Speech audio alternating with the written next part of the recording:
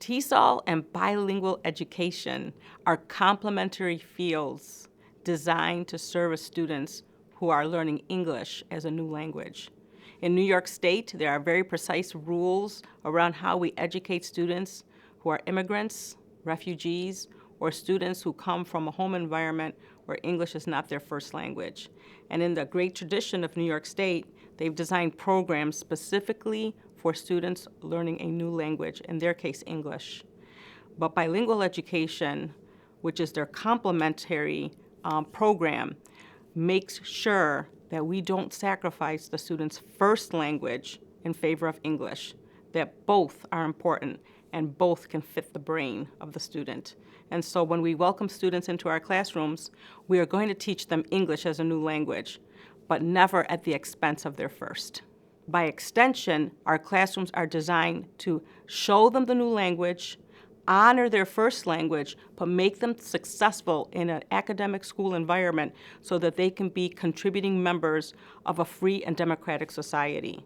And so our goal in ENL is to make sure that we have teachers who are prepared, but right now there's not enough teachers being prepared or even aware of this wonderful career that I've enjoyed over so many years. And so I want to encourage people to consider coming into teaching English as a new language to our students in New York State.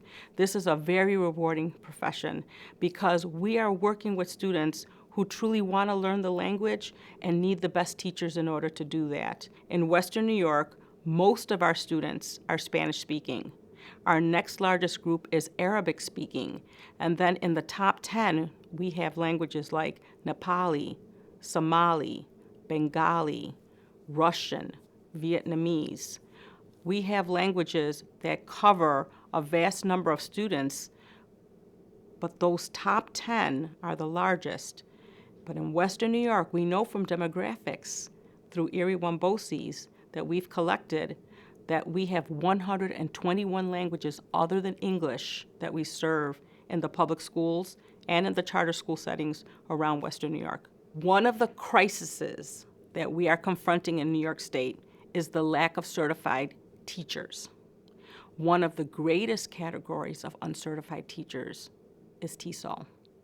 And because of that, we are at a critical juncture in which we have to think about how do we continue to help educate a group of students that have always traditionally come to New York State as a beacon for immigrants and refugees around the world to really be ready for the academics and the preparations they need for the choices they need to make. There's one best way to serve any child in New York State, and that's through a qualified teacher. And a qualified teacher needs preparation.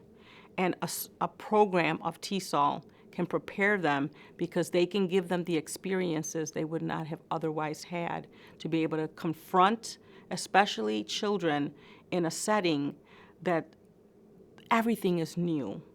And by extension, a TESOL teacher just doesn't teach English, they teach the American culture.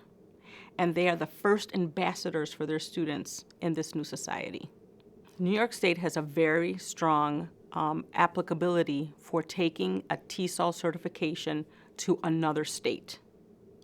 And so I know many people who have left New York State with their TESOL certification and have gone to other states and have been able to use that certification elsewhere. What is true is that the TESOL certification in New York State is very rigorous in terms of its desire that a candidate truly be ready to encounter these students. And so as a result, it may be rigorous, but it is the most rewarding profession I could have ever chosen.